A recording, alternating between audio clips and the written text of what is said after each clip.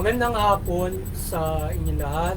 Ito po si Herbert Luria, author, promoter ng The Bible Evangelizations. Iba't ang ating pananalig sa ating banal na Panginoon Diyos, banal na Panginoon Kristo at gabay ng kalibong ng Santa Maria, ay ating po binabahagi sa inyo sa linggong ito. Ang mensahe ng ating banal na Panginoon Diyos. Ang tema ng mensahe ng ating banal na Panginoon Diyos ay linggo ng pagkabuhay ng Panginoon Yeso Kristo, o ito yung sineselebrate natin na Easter Sunday ngayon. So, Happy Easter Sunday nga pala sa lahat. At ngayon ay babasahin ko sa inyo ang mensahe ito ng ating banal na Panginoon mula po sa bagong tipan ng mabuting balita na pag-aari ng ating banal na Panginoon sa pamagitan ng banal na Panginoong Yeso Kristo. At ayon po dito sa kay Apostol San Mateo, banal na 20, talatang 1 hanggang 7. Makaraan ang araw ng pamamahinga, pagbubukang liwayway ng unang araw ng Sanlinggo, pumunta sa libingan ni Jesus si Maria Magdalena at ang isa pang Maria. Biglang lumindol ng malakas, bumaba mula sa langit ang isang anghel ng Panginoon. Iginulong ang batong nakatapik sa libingan at naupo sa ibabaw niyo. Ang kanyang muka ay nakasisilaw na parang kidlat, at ang kanyang damit ay kasing puti ng busila. Nanginig sa takot ang mga bantay at nagulantang parang mga patay nang makita ang anghel. Ngunit sinabi ito sa mga babae, "Huwag kayong matakot. Alam kong hinahanap ninyo si Jesus na pinako sa krus. Wala na siya rito, sapagkat siya muling nabuhay tulad ng kanyang sinabi. Hali kayo, tingnan ninyo ang pinaglalagyan sa kanya. Lumakad na kayo at ibalita sa kanyang mga alagad na siya muling nabuhay at mauuna sa Galilea." Pagpatuloy po natin sa kay Apostol San Mateo, Kabanata 28, talatang 16 hanggang 20. Ito po ang mensahe. Ang 11 alagad ay nagpunta sa Galilea sa bundok na itinuro sa kanila ni Jesus. Nang makita nila si Jesus, kanilang sinamba siya. Bagat may iba nag-aalinlangan, lumapit si Jesus at sinabi sa kanila, "Binigay na sa akin ang lahat ng kapangyarihan sa langit at lupa. Kaya humayo kayo at gawin ninyong alagad ko ang lahat ng mga bansa. Bautismuhan niyo sila sa ngalan ng Ama, Anak at ang Espiritu Santo at turuang sumunod sa lahat ng ipinag-uutos ko. Tandaan ninyo, ako'y laging kasama ninyo hanggang katapusan ng sanlibutan." At ito patuloy po natin kay Apostol San Marcos, Kabanata 16, talatang 15 hanggang 16. Ito po ang mensahe. At sinabi ni Jesus sa kanila, "Humayo kayo sa buong sanlibutan at ipangaral ninyo sa lahat ng buong balita. Sumampalataya ay mabautismuhan ay maliligtas. Ngunit ang hindi sumampalataya ay parurusahan." Pagpatuloy po natin sa kay Apostol San Lucas, Kabanata 24 at talatang 46. Ito po ang mensahe. Sinabi niya sa kanila, "Ganito ang nasusulat, kinakailangan magbata ang Mesiyas at muling mabubuhay sa ikatlong araw. Sa kanyang pangalan nagsisisi at kapatawaran ng mga kasalanan at dapat ipangaral sa lahat ng bansa, magmula sa Jerusalem." Pagpatuloy po natin sa mga gawa, Kabanata 1, talatang 6 hanggang 9. Ito po ang mensahe. Kaya't nang magkasama-sama si Jesus at ang mga alagad, siya'y tinanong nila, "Panginoon, itatatag na po ba ninyo muli ang kaharian ng Israel?"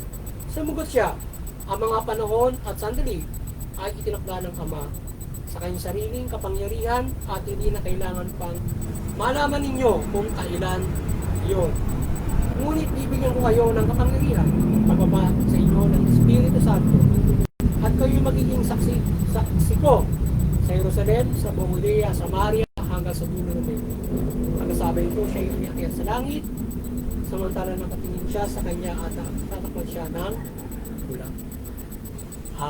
Ito po ang mensahe at salita ng ating banal na Panginoon Diyos sa ating pagbabahagi ng mabuting balita dito sa The Bible Evangelizations. Ating pasalamatan ng ating banal na Panginoon Diyos at ang banal na Panginoon Yeso Kristo. Yan. Maraming salamat po sa ating banal na Panginoon Diyos at banal na Panginoong Yeso Kristo sa kanilang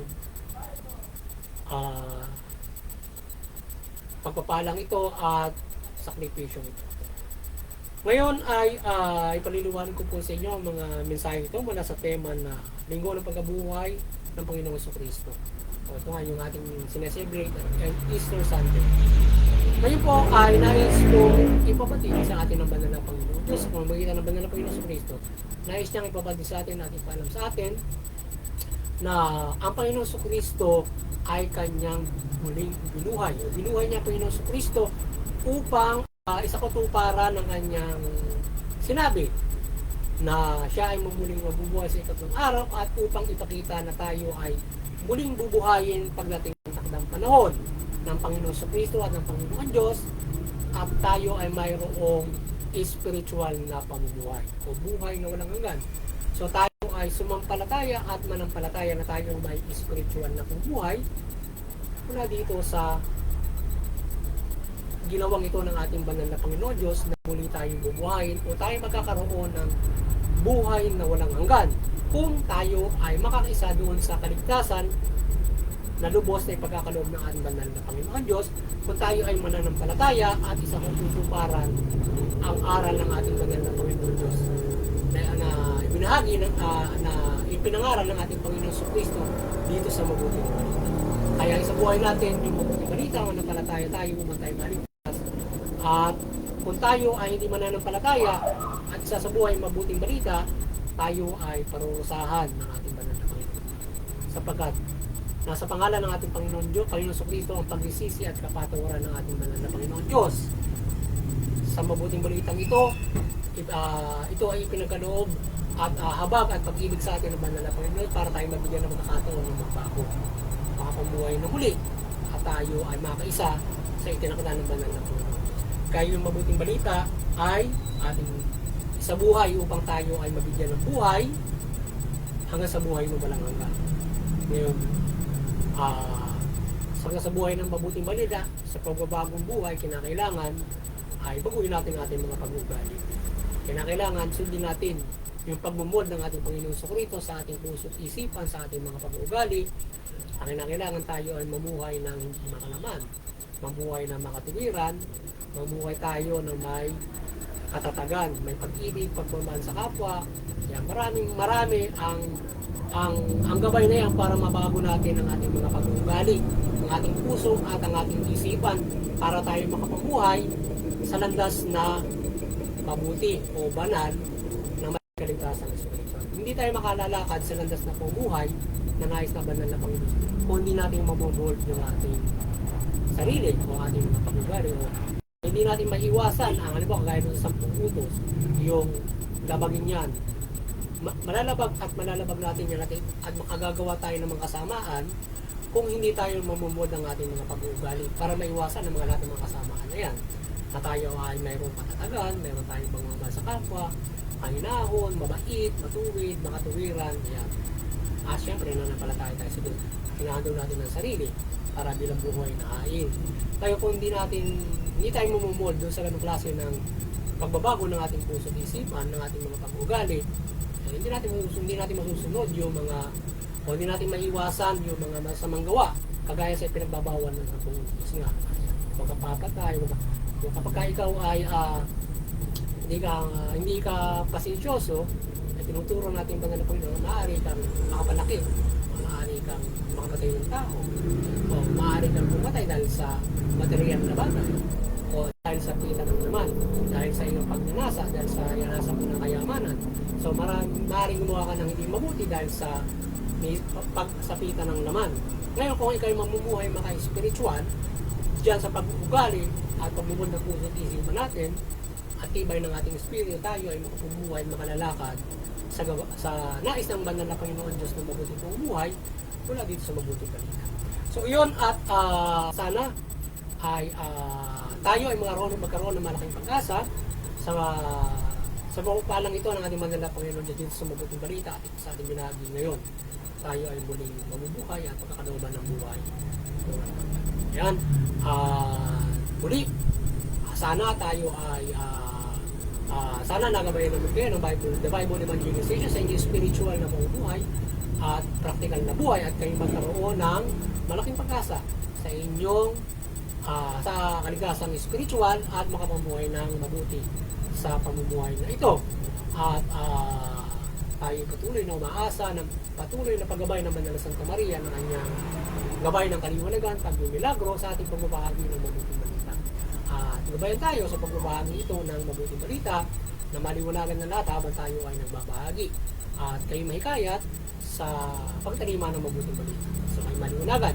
Gayunman, hindi mo tayo magabayan ng mabuting balita ng kaliwanagan ng Banal na Santa Maria, ay dalangin natin na tayo gabayan sa iba't ibang pagpapala at milagro at kababalagan ng Panginoon Diyos at pagpapala at gabay mula sa mabuting balita nga at iba't iba pang mga pagmimilagro para sa ating pang-araw-araw na pamumuhay. Sa lahat, sa buhay natin ang mabuting balita upang tayo ay magkaroon ng kaligtasan spiritual. Yan. Doon sa Interfaith Unity, patuloy tayong magkaisa. Unawain natin ang ating mga reliyon. Sa gayon ay maiwasan natin yung hidwaan, sigalutan, hindi pagkakaunawaan na uwi sa karahasan at mga digmaan. So, sa gayon, makikikaya tayo ng pagpapahirang kapayapaan, pag-ibig, pagmamahalan, at pagpapairal ng mabuti sa sangkatauhan. So makikaya natin yung mga bansa, mga lahi, wika, lipi na magkaisa sa mabuti at iba't ibang mga paniniwala. Yeah. At doon sa CBCP and Vatican Church, patuloy kayo mabuklod ng ating maliwanagan ng ating Banal na Santa Maria at mabuklod nyo ang sangkatauhan sa pananampalataya sa Panginoon Diyos mula Panginoon Jesucristo at mabuting balita. At sa ating munting katayanan, patuloy tayong umaasa ng paggabay ng Banal na Santa Maria, Panginoon Diyos, Panginoon Jesucristo, gabayan tayo ng kanyang kaliwanagan mula sa paggabay ng kaliwanagan ng Banal na Santa Maria at iba't ibang mga paghihimala sa pagbahagi ng mabuting balita at mabuklod natin ang sangkatauhan. Makatulong tayo sa ating munting katayanan na mabuklod ng sangkatauhan sa pagbahagi ito ng mabuting balita at para sa pananampalataya sa Panginoon Diyos mula Panginoon Jesucristo. Yan at sa mga kapamalang, maliwanagan kayo ng Banal na Santa Maria, mamahala kayo mabuti, matuwid. Patas ng sitya, tugunin yung karapatang ako. Mamahala kayo ng ayon sa kalooban at gabayan ng mabuting balita. Magabayan kayo ng Banal na Santa Maria. Magabayan kayo ng mabuting balita sa inyong pumamahala. Yan, at maging kayo matuwid. Mamahala kayo ng matuwid, mabuti, at katarungan, at ipapayiran ng karapatang balita. At doon sa amin ako na pangalan, gayon din, kayo ay magabayan ng Banal na Santa magabayan kayo ng kaliwanagan ng Banal na Santa Maria at mabuting balita at mabahala kayo ng mabuti, matuwid, makatarungan at nababayaran ng karapatang pagtao. So, doon sa gayon din sa aming parokya, kayo ay maliwanagan ng Banal na Santa Maria at pagbukulorin yung isang katauhan, yung mamaya ng Ipantakeson sa pananampalataya sa ating Panginoong Diyos sa pamamagitan ng Panginoon Jesucristo at yan. Muli, magandang hapon sa inyo lahat. At tayo patuloy na umaasa na tayo ay laging gabayan ng Panginoon Diyos, Panginoon Jesucristo sa ating pagbabago ito with Mother Mary at iba't ibang mga gabay, mga himala, maging ang kasampu ng kanya mga anghel ng kalangitan, tayo ay magabayan.